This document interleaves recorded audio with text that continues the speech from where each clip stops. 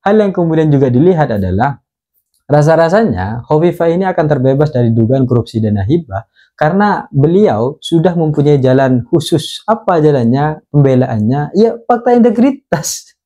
Fakta integritas yang diberikan kepada masing-masing pengusul pokok pikiran. Jadi Hovifah akan terbebas wakilan daerah khususnya Dapil Malang yang kemudian ikut dalam proses korupsi dana hibah.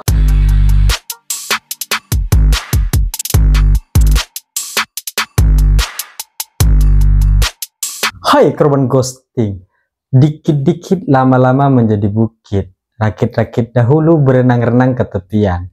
Korupsi terlebih dahulu, habis itu kita di penjara.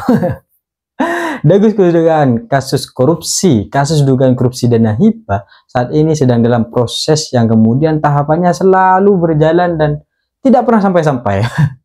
Kita sampai gak tahu nih siapa kemudian 21 nama yang sudah ditetapkan oleh KPK, yang mau ditetapkan oleh KPK ini siapa gak ketahui kita gitu. Dan akhir-akhir ini satu kabar yang kemudian beredar terkait perkembangan kasus korupsi dana hibah di Jawa Timur ini tentang berbagai macam dewan-dewan perwakilan daerah khususnya Dapil Malang yang kemudian ikut dalam proses korupsi dana hibah. Ada banyak tuh gitu. Ada sekitar 11 dewan yang kemudian akhirnya terduga atau hampir pada proses tersangka, entah nanti akan ditetapkan sebagai tersangka atau tidak, tapi pada saat ini 11 dewan tersebut sudah berada dalam dugaan keterlibatan kasus korupsi dana hibah. Nilainya macam-macam gitu, mulai dari 10 miliar sampai ratusan miliar. Ini kalau semuanya itu kan dari 11 orang, misal semuanya itu 10 miliar gitu, itu sudah 100 gitu. Tapi juga ada yang per orang itu ternyata 100 miliar gitu. Kalau anggota dewannya ini sudah ada berbagai macam hal yang kemudian melakukan tindak-tindakan koruptif gitu, kira-kira jumlah fantastis yang kemudian akhirnya didapatkan misal oleh Hovifah itu berapa kira-kira? Kalau pada akhirnya ternyata Hovifah ternyata juga terlibat dalam proses korupsi dana hibah ini gitu, setelah kantornya di Gubernur Jawa Timur itu sudah digeledah berkali-kali terkait perkembangan kasus dana hibah ini. Namun sampai hari ini masih belum ada kepastian 21 nama itu siapa, itu belum ada kepastian. Tapi dari 11 dewan atau kemudian nama-nama dari Malang yang kemudian ditetapkan sebagai terduga ya kan, itu ada salah satu nama yang muncul, yaitu calon bupati di Kabupaten Malang.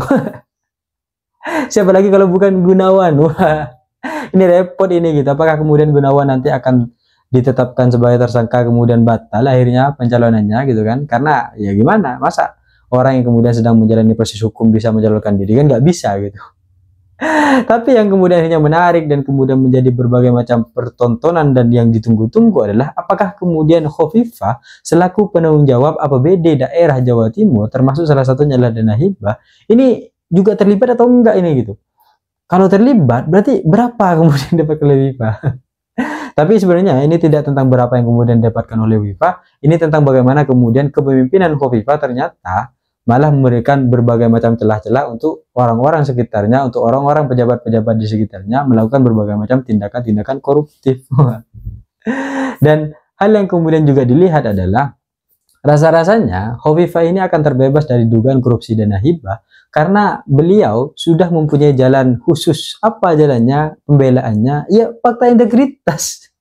Fakta integritas yang diberikan kepada masing-masing pengusul pokok pikiran. Jadi Hovifah akan terbebas dan orang-orang yang akhirnya secara bertanggung jawab terkait dana-dana itulah yang kemudian akhirnya nanti akan tersangka. Hovifah ya bebas gitu, gak ada gitu. Dan ternyata dari berbagai macam anggota dewan yang tadi di awal disebutkan itu ternyata beraneka ragam, baik beberapa jumlah yang kemudian dikorupsi, dugaan korupsinya, ataupun latar belakang partai politiknya.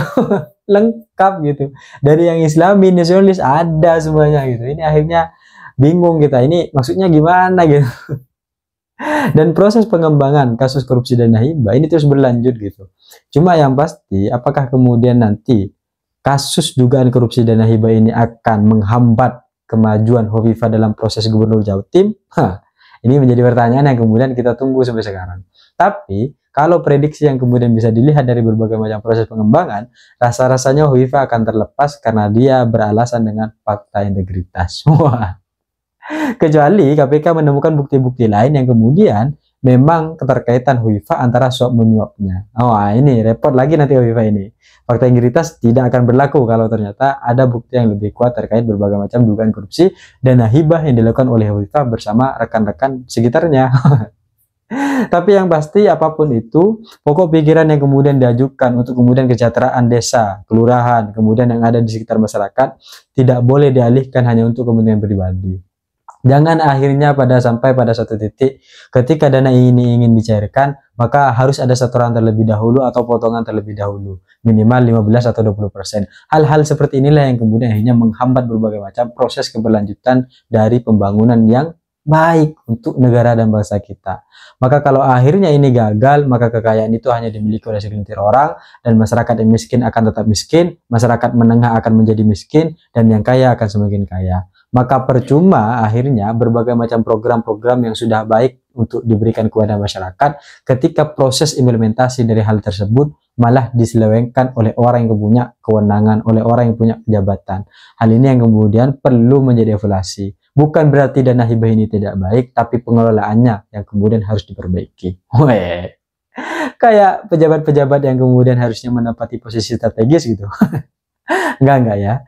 Jadi apapun yang kemudian terjadi dalam proses perkembangan korupsi dana hibah, Hovifah harusnya memiliki tanggung jawab dan akuntabilitasnya sebagai pejabat publik, sehingga ini memang benar-benar clear, ini memang benar-benar jelas, dan ke depan yang harus kita lihat adalah bagaimana kemudian optimalisasi dana hibah ini dapat membangun masyarakat, dapat membangun negara dari tingkatan-tingkatan desa dan kelurahan untuk bersama-sama mencapai Indonesia Emas. Saya kira itu cita-cita saya, ingin seperti Gibran, tapi saya sadar diri dan sadar posisi. See you, korban ghosting.